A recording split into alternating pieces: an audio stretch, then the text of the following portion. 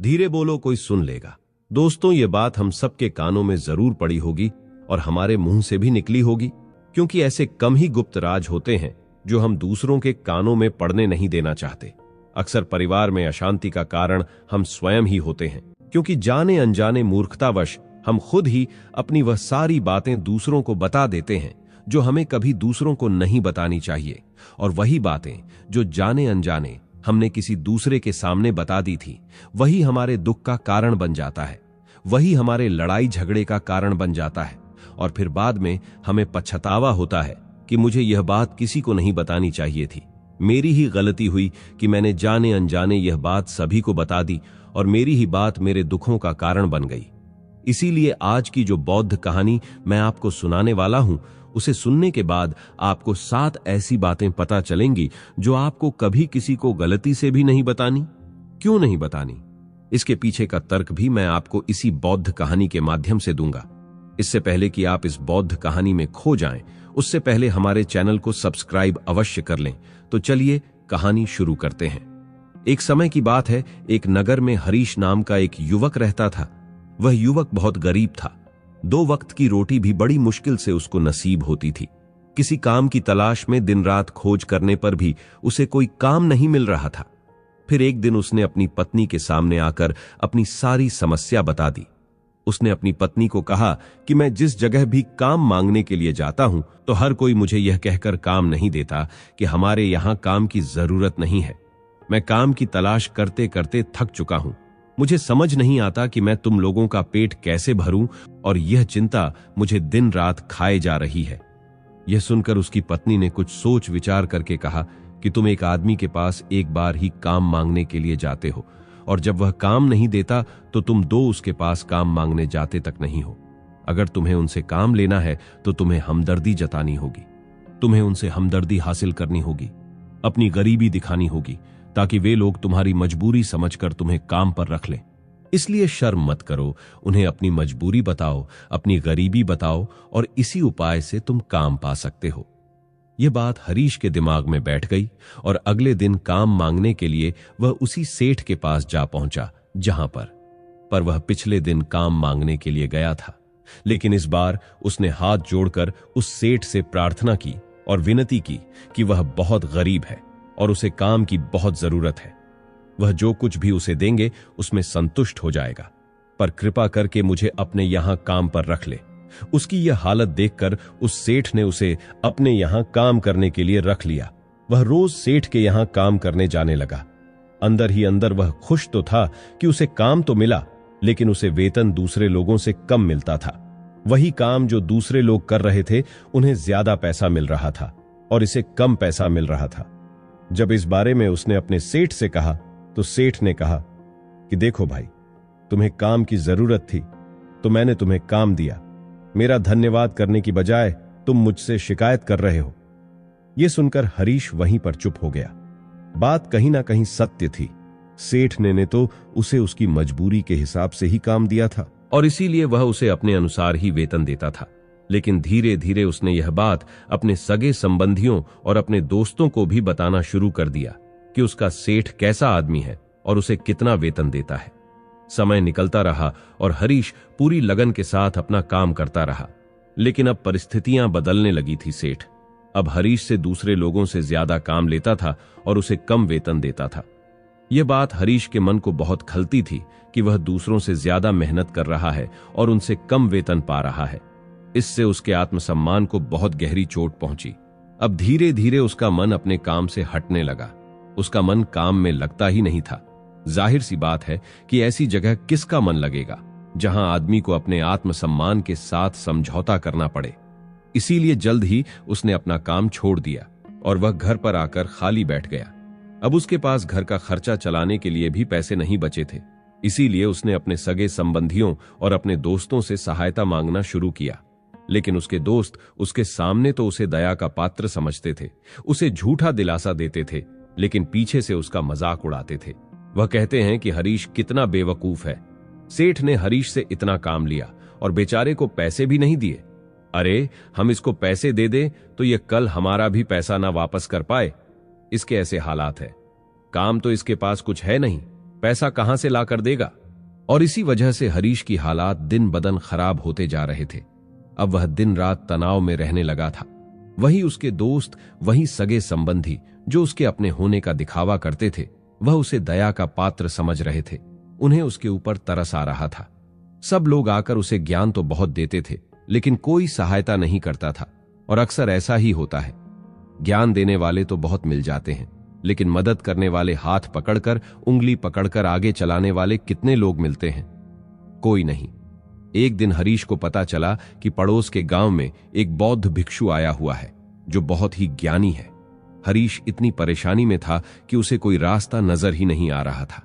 इसीलिए जाने अनजाने वह उस बौद्ध भिक्षु के पास पहुंच जाता है। वहां पहुंचकर वह सीधे बौद्ध भिक्षु के पैरों में गिरकर रोने लग जाता है।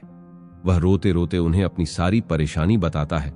उसे बताता है कि किस तरह उसके सेठ ने उसका फायदा उठाया और उसके सगे संबंधी उसके साथ कैसा व्यवहार रखते हैं। सारी बातें सुनकर बौद्ध भिक्षु ने उसे शांत कराते हुए कहा कि बेटा, ये सारी समस्याएं तुम्हारी बुद्धिहीनता, तुम्हारी मूर्खता के कारण उत्पन्न हुई है। अगर तुम्हारे अंदर विवेक होता तो इनमें से एक भी समस्या तुम्हारे मन को दुखी नहीं कर सकती थी, लेकिन तुमने अपने अविवेक के कारण, अपनी मूर्खता के कारण खुद ही अपने रास्ते में कांटे बिछा दिए और खुद के लिए समस्या खड़ी कर दी। आज मैं तुम्हें ऐसी 7 बातें बता रहा हूं जो भूल कर भी किसी को मत बताना, और इन बातों का अनुसरण करते हुए तुम बाहर से मिलने वाले दुखों को दूर कर सकते हो जो बेवजह दुनिया की वजह से तुम्हारे अंदर पनपते हैं। पहली बात जो किसी को नहीं बतानी चाहिए वह है अपनी मजबूरी। अपनी मजबूरी का दिखावा करके दूसरों का दया पात्र बनके उनकी सहायता लेने की गलती कभी मत करना। हो सकता है कि आज वह तुम्हारी मजबूरी देखकर तुम्हारी सहायता कर दें, लेकिन कल वह तुम्हारा फायदा उठाने से भी नहीं चूके, और अगर फायदा भी नहीं उठाया तो दूसरों के सामने तुम्हारा मजाक बनाने में वह आदमी कभी नहीं चूके। इसलिए कभी भी अपनी मजबूरी का दिखावा मत करो और अपने दुख सुख किसी को मत बताओ। अगर घर में 2 सूखी रोटी है तो वही खाकर सो जाओ, लेकिन दूसरों को इसके बारे में मत बताओ। जरा आप खुद सोचो कि मजबूरी बताने का क्या मतलब होता है। एक इंसान या तो वह दूसरों से सहानुभूति हासिल करना चाहता है या उनसे कोई आर्थिक मदद चाहता है, लेकिन अगर दोनों ही परिस्थितियां आप देखें तो दूसरा आदमी आपका फायदा उठाने से नहीं चूके, और अगर वह फायदा नहीं भी उठाएगा तो अपनी नजर में वह आपको मूर्ख ही समझेगा, बेवकूफ समझेगा और दूसरों के सामने आपका मजाक तो जरूर बनाएगा। इसीलिए अपनी मजबूरी के बारे में कभी किसी को मत बताना। दूसरी बात जो किसी को नहीं बतानी चाहिए वह है अपने घर की बातें।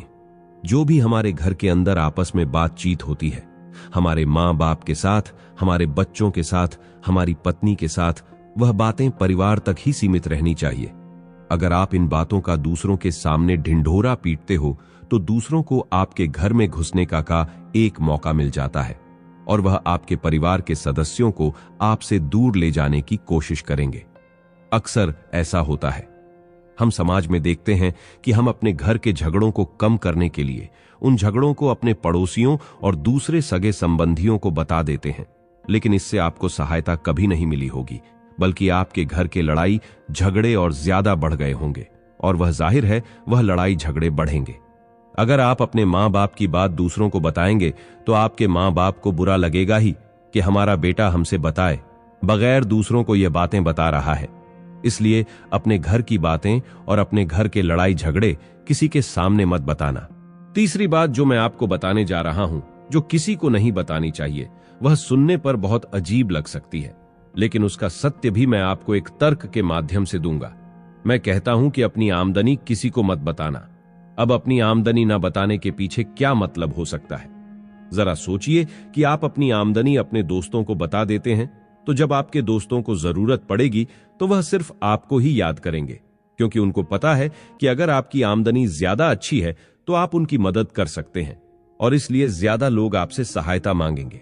और जब आप उनकी सहायता नहीं करेंगे तो वह सोचेंगे कि इस आदमी के पास पैसे हैं, मेरी सहायता कर सकता है, लेकिन यह सहायता कर नहीं रहा है, और इसलिए आपकी आमदनी आप दोनों दोस्तों के बीच एक झगड़े का कारण हो सकती है।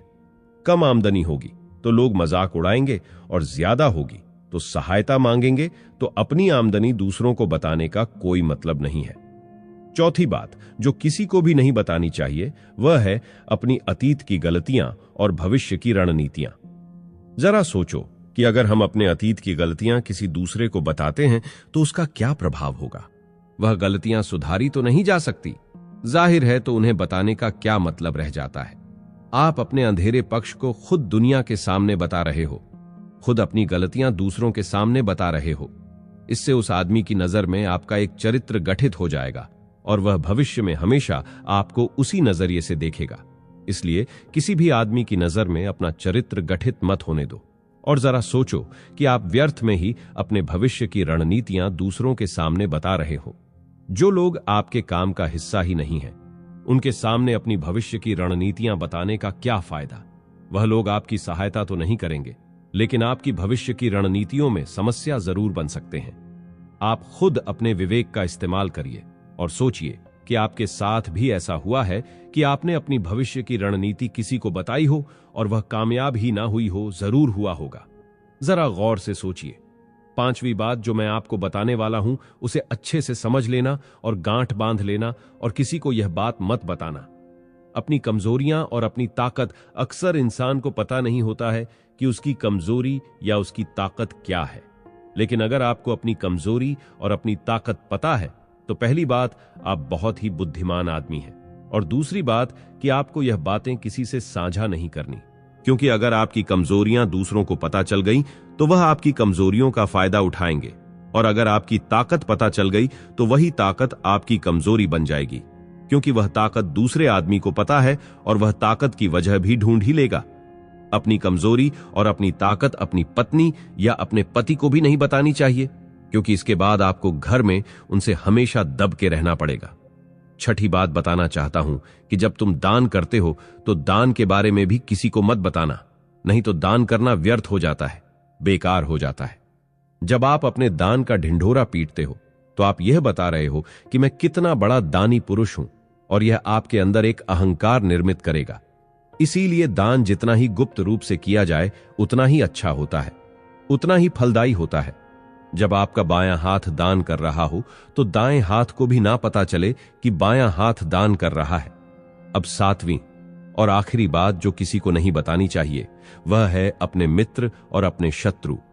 आप अपने मित्रों के बारे में अगर दूसरे लोगों को बताएंगे तो वह आपके मित्रों के साथ अपनी घनिष्ठता बनाकर आपको धोखा दिलवा सकते हैं।